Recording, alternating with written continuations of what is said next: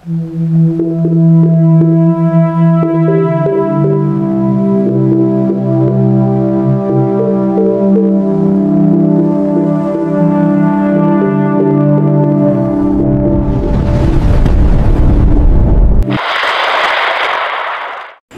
ang pinakabagong update sa lagay ng panahon ngayong araw ng Martes, ika-26 ng Agosto taong 2025. Ang bagyong minomonitor natin sa labas ng ating PAR ay tuluyan ng lumayo at wala ng direktang epekto sa ating kalupaan. Ngunit, ang bagong LPA na minomonitor natin ay patuloy sa paglakas. Nakikita sa satellite image na nanalasan na ito o naglandfall sa Bicol region na nagdudulot ng malawakang pag-ulan at maulap na papawirin. Huling namata ng LPA sa layong 55 km east ng Caramoran, Catanduanes, kung saan makikita rin natin ang paghila nito ng hanging habagat na nakaapekto naman sa kanlurang bahagi ng bansa.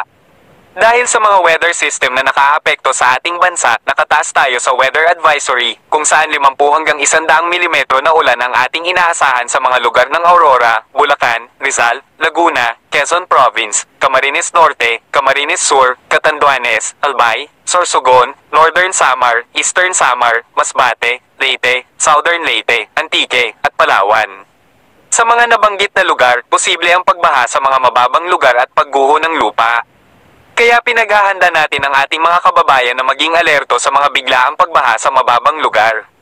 Base rin sa aming pagmomonitor, ang LPA na kasalukuyang nasa Bicol region ay kikilos o tatawid pakanluran ng ating bansa at posibleng daanan ang lugar ng Polillo Islands, Aurora, Bulacan, Nueva Ecija, Pampanga, Tarlac, Zambales. Base yan sa aming pag-outlook na makikita natin sa satellite image kung saan nga ito tumawid.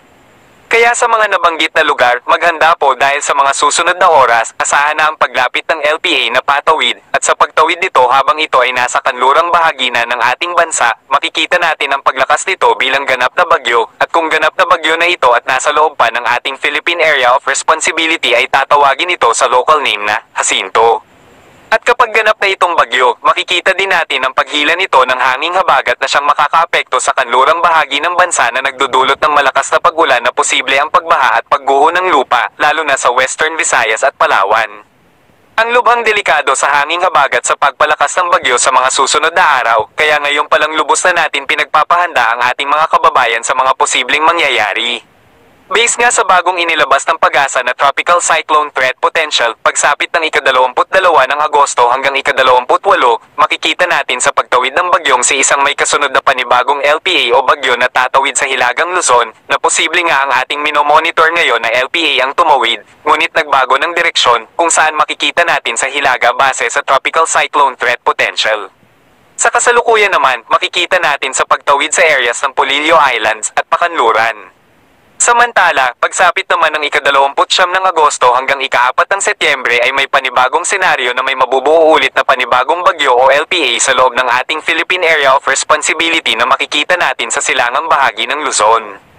At bukod dito, makikita rin natin sa climatological track ng Pag-asa pagsapit ng buwan ng Setyembre ay may mga tatawid na mga bagyo pakanluran na makikita natin, at kung pagbabantayan natin, dahil sa napasapit natin ang buwan ng Setyembre, posible ang pagtawid nga ng bagyo sa gitna ng ating bansa, kaya lubos natin pinaghahanda ang ating mga kababayan sa mga posibleng na mangyayari.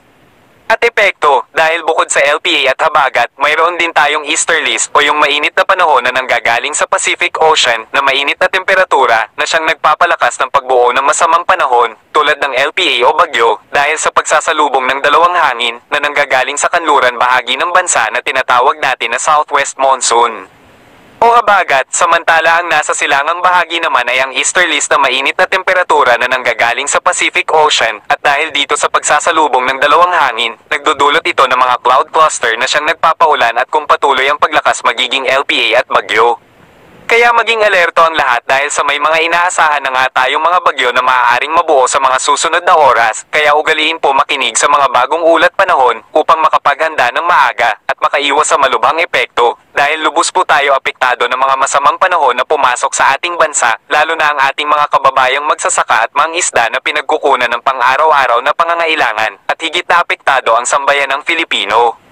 Kaya maging alerto at updated. Para maging updated, mag-subscribe po kayo sa aming YouTube channel para maging updated po kayo sa mga bagong ulat na aming ilalabas. Pakiclick ang bell at ilagay sa all bell para ma-notify po kayo sa mga bagong update. At huwag kaligtaan mag-share upang marami po tayong mabalan ng mga kababayan sa parating na sakuna at upang makapaghanda na rin po ang ating mga kababayan. Salamat po sa inyong lahat. God bless. Narito ang lagay ng panahon sa ating bansa. Dahil sa epekto ng LPA at iba pang weather system, inaasahan natin ngayong araw na ang buong Luzon ay makararanas pa rin ng maulap na kalangitan at mga pag-ulan. Posible ang tuloy-tuloy na pag-ulan sa Aurora, Bulacan, Rizal, Laguna, Camarines Norte, Quezon, Catanduanes, Camarines Sur, Albay, at Sorsogon dahil sa epekto ng LPA na nagdadala ng mga cloud cluster sa mga nabanggit na lugar. Kaya naman, maging alerto sa mga biglaang buhos ng malalakas na pag-ulan. Samantala, sa Palawan, kabilang ang Occidental Mindoro at Oriental Mindoro, makararanas din ng maulap na papawirin at katamtaman hanggang sa malalakas na pag-ulan na dulot ng hanging habagat. Makikita natin sa latest satellite image na hinihila ng LPA ang hanging habagat na siyang nagpapaulan sa nasabing lugar. Para sa ating mga kababayan sa Visayas, patuloy pa rin makararanas ng maulap na papawirin at mga pag-ulan sa buong Visayas dahil sa dalawang weather system, ang LPA at hanging habagat. Nagdudulot ito ng mga pag-ulan sa Western Visayas, Central Visayas, at Eastern Visayas na posible ang tuloy-tuloy na pag-ulan na maaaring magdulot ng pagbaha at pagguho ng lupa. Manatiling maging alerto at updated sa mga weather advisory na aming ilalabas. Para naman sa Mindanao, inaasahan pa rin natin na apektado ng hanging habagat ang Zamboanga Peninsula, Autonomous Region in Muslim Mindanao, Soc-Sargen, Davao Region, Caraga, at Northern Mindanao dahil sa epekto ng mga thunderstorm na nanggagaling sa hanging habagat. Kaya asahan pa rin ang maulap na papawirin at mga kalat-kalat na pag-ulan sa mga nasabing lugar. Para naman sa magiging lagay ng ating karagatan, sa kasalukuyan, wala pa rin tayong nakataas na gale warning sa kahit anong baybayin ng ating bansa o karagatan. Ngunit, iba yung pag-iingat pa rin sa mga nais pumalaot para na rin sa ating kaligtasan. Maraming salamat at ingat po mga kababayan. Dumako naman tayo sa ating partner para sa mga karagdagang impormasyon sa loob ng ating bansa. Meron tayong nakataas na weather advisory dahil sa pinagsamang impluensya ng low pressure area at ganoon din naman yung southwest monsoon. Yung nasa eastern part ng ating bansa, ito po yung impluensya ng low pressure area. Kaya asahan natin na posible na umabot ng 50 to 100 millimeters yung mga ulan natin dito sa Aurora, Rizal, Quezon, Laguna, ganoon din dito sa Camarines Norte, Catanduanes, Camarines Sur, Albay, Sorsogon, Masbate, Northern Samar, Eastern Samar, Leyte at Southern Leyte. Samantala dahil naman sa southwest monsoon, posible pa rin na umabot ng 50 to 100 millimeters yung ating mga pag-ulan dito sa Palawan at Antique. Ibig po sabihin ng 50 to 100 millimeters ay posible yung mga localized floodings or yung mga flash floods na ating kinoconsider at posible din naman yung pagguho ng lupa. At para naman bukas ng hapon, August 27, magpapatuloy pa rin yung epekto nitong low pressure area. Kaya yung mga naka-highlight na yellow, yan po yung mga probinsya na makakaranas pa rin ng 50 to 100 millimeters. At pwede rin makaranas ng 50 to 100 millimeters dahil magpapatuloy yung impluensya ng habagat. Kaya dito rin sa Occidental Mindoro, Palawan, Antique at Negros Occidental ay ganoon din naman yung magiging ating sitwasyon. Itong weather advisory po natin ay accumulated rainfall. Ibig sabihin, for the next 24 hours, from 5 p.m. ng bukas, ng 5 p.m. hanggang 5 p.m. ng Wednesday. Yung lahat na magiging pagulan na yun yung inaasahan natin na 50 to 100 millimeters.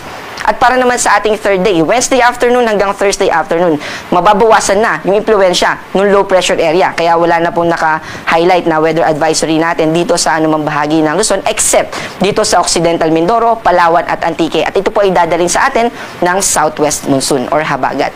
At para sa ating 3-day weather outlook or yung inaasahan nating panahon sa susunod na 3 araw, simula Wednesday hanggang Friday, dito po sa Metro Manila, magpapatuloy na magiging maulap yung ating kalangitan. Ibig sabihin, mananatili na mataas yung tsansa ng mga pag-ulan. At ganoon din naman dito sa Legazpi, simula Wednesday hanggang Thursday. Pero sa Baguio, magpapatuloy na magiging maaliwalas ang ating kalangitan at mababa yung tsansa ng mga pag-ulan. Pero, posible pa rin yung mga localized thunderstorm. Ito yung mga pag-ulan na panandalian lamang for a certain areas lang, yung mga localized lang. At hindi ito yung pangmalawakan na tulad ng dinudulot ng habagat. Para po dito sa Metro Cebu, ganoon din naman sa Iloilo City at sa Tacloban City, from Wednesday to Thursday ay magiging maulap ang ating kalangitan. Pero dito sa Metro Cebu at sa Tacloban City, by Friday ay mas magiging maaliwalas na ang ating kalangitan. Mababawasan na yung mga kaulapan at mababawasan din yung tsansa ng mga pag-ulan. Dito naman sa Metro Davao, ganoon din sa Cagayan de Oro City at Zamboanga City. Overall, sa Mindanao, mas mababawasan din yung mga pag-ulan natin. Mas magiging maaliwalas yung ating panahon at yung magpapaulan lang or yung posible lang na maranasan natin ng mga pag-ulan ay dadalhin sa atin ng mga thunderstorms. Gusto rin natin na i-mention na yung minomonitor natin na low pressure area sa kasalukuyan ay mataas yung uncertainty. Ibig sabihin ay pwede pa na magbago yung characteristic nitong low pressure area na minomonitor natin. At dito po papasok yung kahalagahan na dapat ay stay na informed tayo at maging updated tayo sa mga susunod pa na ilalabas na update. Ang ating araw ay lulubog mamayang 6:13 ng hapon at muling sisikat ng 5:44 ng umaga.